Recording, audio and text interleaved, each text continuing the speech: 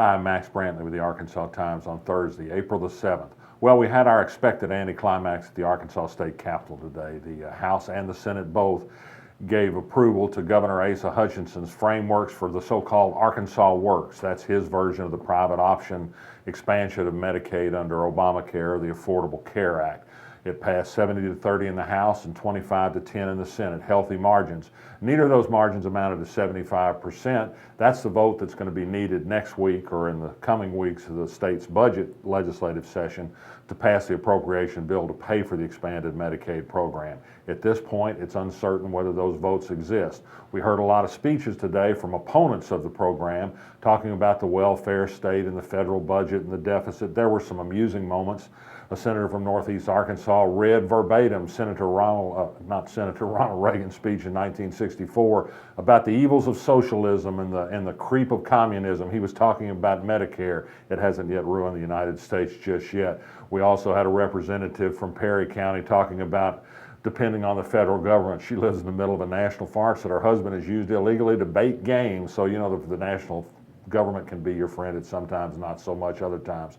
There were other moments like that. Senator Jim Hendren, who is pushing for passage of Governor Hutchinson's bill, said that he wanted his wife to know that he was not a socialist, in case anybody wondered based on some of the speeches. We also had a representative who's had his own home mortgage foreclosed on 3 times for non-payment, lecturing others about running a budget on time and on target. So anyway, there was that. More to come on that issue.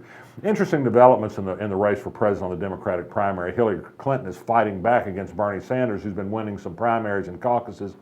And with New York lying ahead, that could decide the race. It's a state she was elected Senate. Bernie Sanders has had some missteps this week. In an interview with the New York Daily News, he didn't seem particularly well versed on exactly how he'd go about breaking up the big banks that he keeps talking about breaking up. He defends his support of key legislation that prevented gun manufacturers from being held liable for negligence and misuse of guns. This is something the NRA applauded him for. That shouldn't play very well in New York. And his campaign manager talked about how ambitious Hillary Clinton was, as if there was something wrong with wanting to be elected president. You know, you never hear anybody talking about a man who's too ambitious. This is something that's used against a certain type of woman, particularly when her name is Hillary. Interesting, on the Arkansas blog, a link I encourage you to take a look at on Funny or Die, a group that puts out comedy videos. There are 2 videos on there worth a look. They appear, in the video at least, to be gauzy, feel-good advertisements for Mississippi and North Carolina. But if you listen closely to the voiceover, you'll hear a biting commentary on the legislation recently passed in those states that is in favor of discriminating against LGBT people. Of course, Arkansas could be put in this number too. We have similar legislation. Perhaps one of these not so complimentary advertising is coming for us as well. Trouble in the River Market. Ernie Biggs, the dueling piano bar, has been recommended for a fine and 2 weeks of closure by the APC director for serving a minor and for a bouncer roughing up a customer. It didn't help that early this morning they had another dust up at the club, a knife fight between 2 women, one of whom was underage. They said it began in the club. The club can't appeal the suggestion that it lose its ability to serve drinks for 2 weeks. The state medical board today folded to the Arkansas legislature. It let the legislature again practice medicine.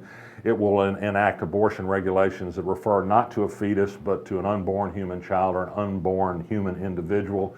If a zygote is a human individual, I expect the legislature shortly to extend inheritance rights and other rights of humanness that exist in the statutes, right?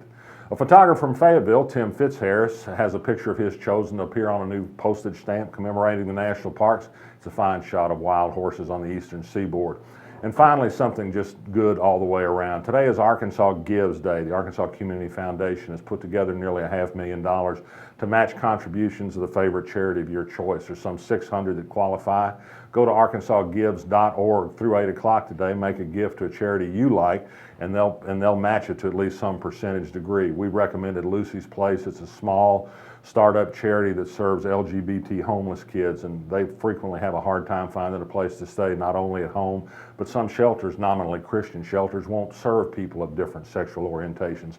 Lucie's Place finds a home for them, and it does good work. That's where my money went. I'm Max Brantley. I'll be back tomorrow. You feel it in your heart, the spirit of Little Rock. We've had that spirit since 1927, helping build our city by producing decades of leaders in the heart of our state. We are the heart of business and innovation, the heart of politics and government, the heart of arts and culture, and in our city beats the heart of a Trojan. UALR, we are Little Rock's team and Little Rock's University.